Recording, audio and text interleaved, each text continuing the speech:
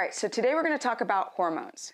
And it's very, very, very important that you guys understand that your hormones can go down the toilet if you don't do the steps of keto or keto carnivore the right way. So the main reason why people's hormones get wonky is because they don't eat enough fat and they eat too much protein. And beyond what people are trying to say, you actually have to look at real people and what could actually happen. So I always say to people, or men, your protein should be under 100 grams of protein per day. So that is between 60 and more around 95 for men, grams of protein, that's total protein per day.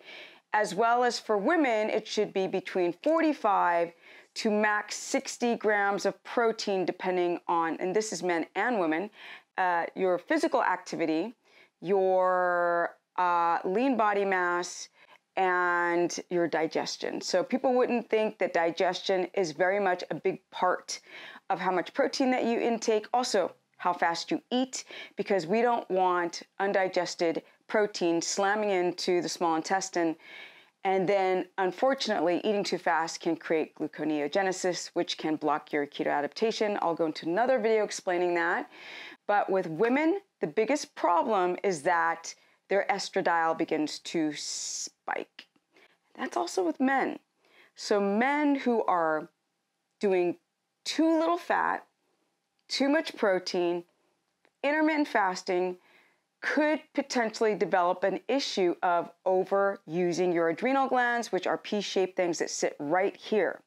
Now, if your adrenal glands are overworking and overworking and overworking, that can downregulate your testosterone and spike your estrogen.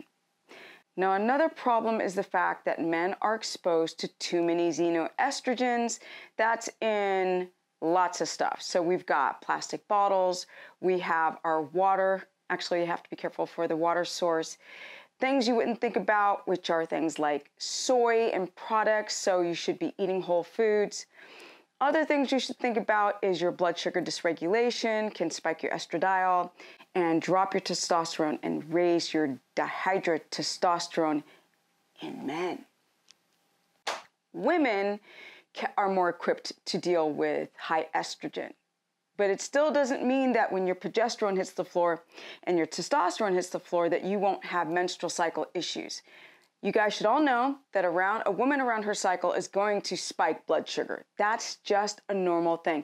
In fact, it's a signal that you get a little bit insulin resistant around that 14th day of your cycle or a few days before your menstrual cycle starts.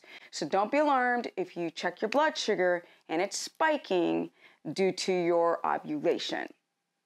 All right, guys, be very, very careful for plastics, women on birth control pills, HRTs, I am not a fan of.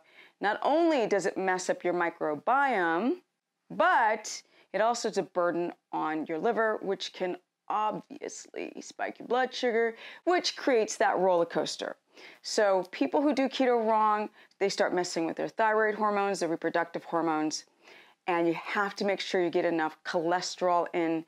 You cannot do low fat and low protein because that's just a starvation diet on top of doing HIIT training and adding in some coffee, which I'm all against all those things, as well as, let's see here, what else do people do? They skip meals, they don't eat enough fat, they don't get enough sleep, and that is my tip for today.